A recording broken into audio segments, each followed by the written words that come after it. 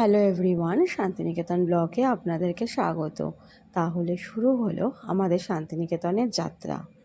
প্রথম দিন আমরা সকাল সকালই বাড়ি থেকে বেরিয়ে গেছিলাম শান্তিনিকেতনের উদ্দেশ্যে।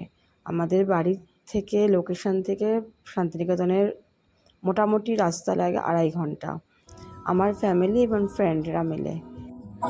আমাদের শুরুর পথে মোটামুটি গিয়ে আমরা হাইওয়ে মির্চি ধাওয়াতে আমরা সকালে ব্রেকফাস্ট করেছিলাম। সেখানে আমরা একটু ওয়েট করেছিলাম ভাইয়ের ফ্রেন্ডদের জন্য, ওরা আমাদের সাথে জয়েন্ট করেছে রানাঘাট থেকে এসে।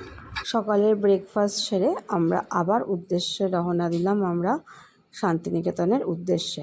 টানা আমরা চলতে চলতে অবশেষে আমরা পৌঁছে গেলাম আমাদের গন্তব্য, আমাদের হোটেল কৃষ্ণা উৎসবে।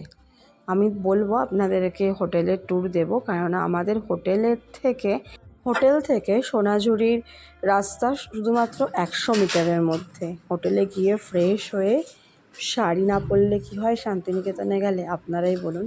শাড়ি পরে একটু লাঞ্চটা করলাম, আমরা হোটেলেই করেছিলাম সেদিনকে।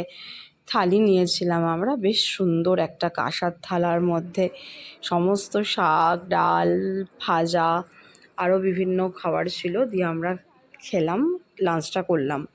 লাঞ্চ করে তারপরে বেশ একটু গল্প করে আমরা, ভীষণ গরম আর রোদ ছিল, তবুও গরম রোদ তো উপেক্ষা করে আমরা বেরিয়ে পড়লাম সোনাঝুরির। আমরা ফাইনালি হোটেলে ঢুকে খাওয়া দাওয়া করে দেন এখন হাটের উদ্দেশ্যে যাচ্ছি।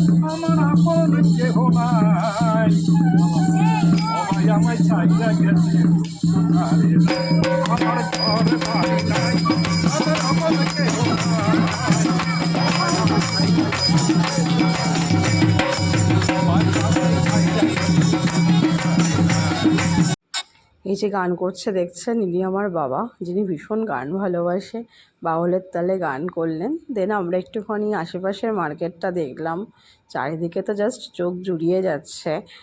আমরা ঘুরলাম পুরো শনিবারের হাট, সবথেকে বড় হাট শনিবার, আমরা সেটাই পেয়েছিলাম। তবে হাতে খুব শর্ট টাইম ছিল। আর এই সংস্কৃতি, এই ভাইব, সেটা না বললেই নয়। লাল মাটি, তার সাথে এরকম সংস্কৃতি, নাচ গান, সবাই মানে মনে হচ্ছিল যে একটা অন্য পরিবেশে এসে দাঁড়িয়েছি, যেখানে কিনা শাড়ি পরে সুন্দরভাবে সেজে গুজে আসা প্রত্যেকের মানুষের। তার সাথে এই যে আপনারা দেখতেই পাচ্ছেন, বলতে বলতে আমরা এই কালচারটার সাথে আমরা ভীষণভাবে চেয়েছিলাম আমরা এরকম একটুখানি এই টাইমটা কাটাবো। আমি আমার মা দুজনেই, মানে মা মেয়ের যুগলবন্দি যাকে বলে, মানে অসাধারণ মুহূর্ত একটা। যে টাইমটা আমরা পুরো হাটে ঘোরা একদিকে, আর এই নাচের গানের তালে তালে ওদের সাথে নাচ করার যে একটা, মানে কি বলবো, আমি ভাষায় প্রকাশ করতে পারছি না। সেই টাইম থেকে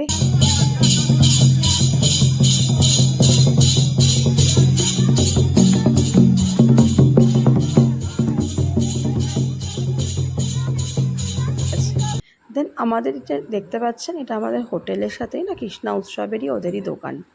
সেখানে আমরা আসলাম বাড়িতে, হোটেলে এসে একটুখানি ফ্রেশ হয়ে তারপরে আমরা আবার গেলাম ওই দোকানে, নিচেই ছিল গ্রাউন্ডের, মানে ডিনারের সময় এসে একটু দেখলাম, ট্রায়াল দিলাম। এই দেখুন আবার সেই দৃশ্য বাউলের, বারবার ফিরে যাচ্ছিলাম।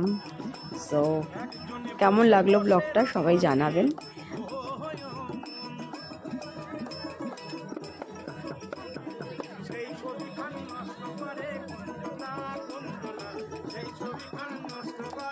দিনটা খুব সিম্পল কাটালাম আমরা এইভাবে। ফিরে আসছি নেক্সট পার্টে, আপনাদেরকে পরের দিন কী করলাম অবশ্যই জানাবো। আর অবশ্যই আমার চ্যানেলটাকে লাইক করবেন।